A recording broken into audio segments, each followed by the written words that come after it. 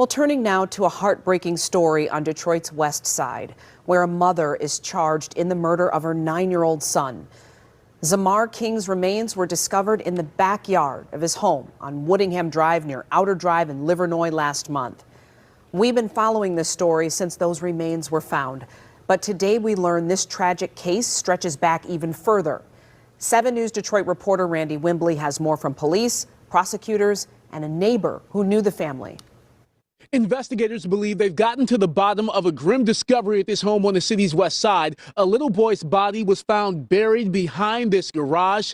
His mother is now accused of killing him. I want to talk about a case of a young boy named Zamar King III. Wayne County prosecutor Kim Worthy levying charges against 41-year-old Brandy Pierce for the murder of her 9-year-old son. The cause of death found by the medical examiner was smothering and neck compression. Authorities believe it happened in October of last year. Zamar's remains were not found until January 6th of this year, buried behind a garage at the rental home on Woodingham, where Pierce lived with Zamar and her other son, said to be 3 years old. It's alleged that she purchased a shovel.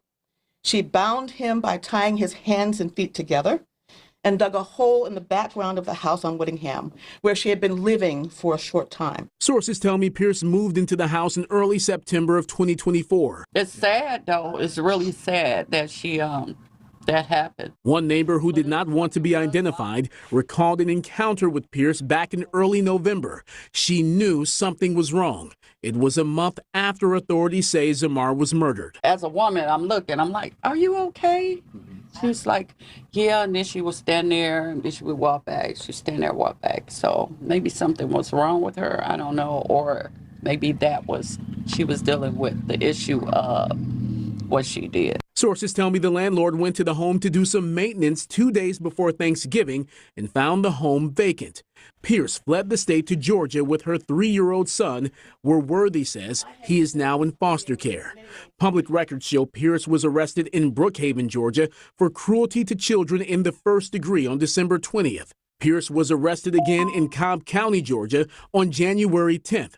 For possession of a controlled substance and theft. Meanwhile, here in Wayne County, we are charging Brandy Catrice Pierce today with 1 count of murder in the first degree premeditation. Count 2 is homicide felony murder. The Detroit Police Department works relentlessly on behalf of victims, and we are confident that there will be accountability for this. Now, Pierce is in custody in Georgia. Investigators are working to get her extradited back here to Wayne County, where she will face those murder charges.